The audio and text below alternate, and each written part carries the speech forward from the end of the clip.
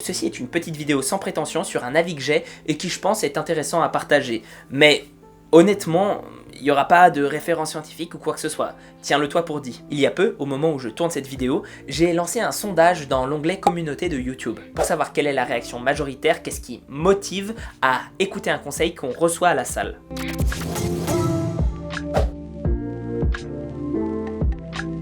Alors oui, je le reprécise d'emblée, l'objectif c'était vraiment de savoir pourquoi on écoute un conseil et non pas si on écoute un conseil. Ça, je m'en foutais un peu. Principalement parce que je suis le premier à me foutre complètement de ce qu'on me dit et à faire mes trucs dans mon coin, à tort ou à raison. Je pense que cette vidéo sera un peu particulière parce qu'elle s'adresse autant aux personnes qui en coachent d'autres que des coachés. L'objectif est plutôt simple, savoir si on est bien conseillé et ou comment bien conseiller. Les deux premiers critères ont à eux deux fait à peu près 30% des voix, ce qui représente quasi un tiers et c'est énorme. Et je te le donne en mille, le gars est musclé et ou fort. Ça malheureusement je trouve pas que ce soit de bons critères. C'est principalement relié à la génétique. On ne peut pas en un seul coup d'œil dire si le gars s'entraîne bien ou pas. Il peut ne pas bien s'entraîner, arriver à la moitié de son capital génétique global et pourtant être plus musclé que quelqu'un qui s'entraîne super bien mais qui n'a pas de chance. Je pense que ce critère d'argument d'autorité est à mettre de côté tout de suite. En revanche, qu'on se le dise, je n'écouterai pas moi-même les conseils de quelqu'un qui n'a pas l'air de s'entretenir physiquement. Autant il n'y a pas besoin d'être le taulier de la salle pour donner de bons conseils,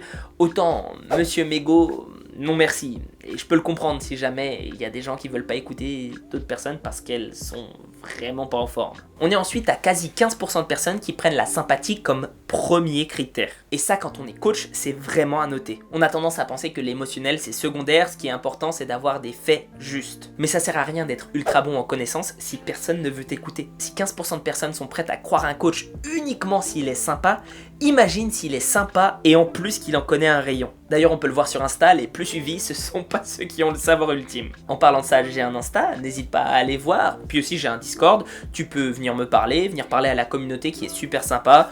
Sinon, un Utip, tu peux lâcher un petit tip, regarder une publicité, ou t'abonner, liker, partager, activer la cloche, ça fait toujours plaisir. Après on va traiter des deux dernières réponses ensemble. Il y a un commentaire qui disait « En vrai la meilleure réponse serait celle où il cite ses sources. Mais faut pas être débile, on n'a pas le temps de faire une thèse quand on donne un conseil. Et puis, à part passer pour un monsieur je sais tout, ça sert pas à grand chose. Tant que le conseil est bon, c'est ok.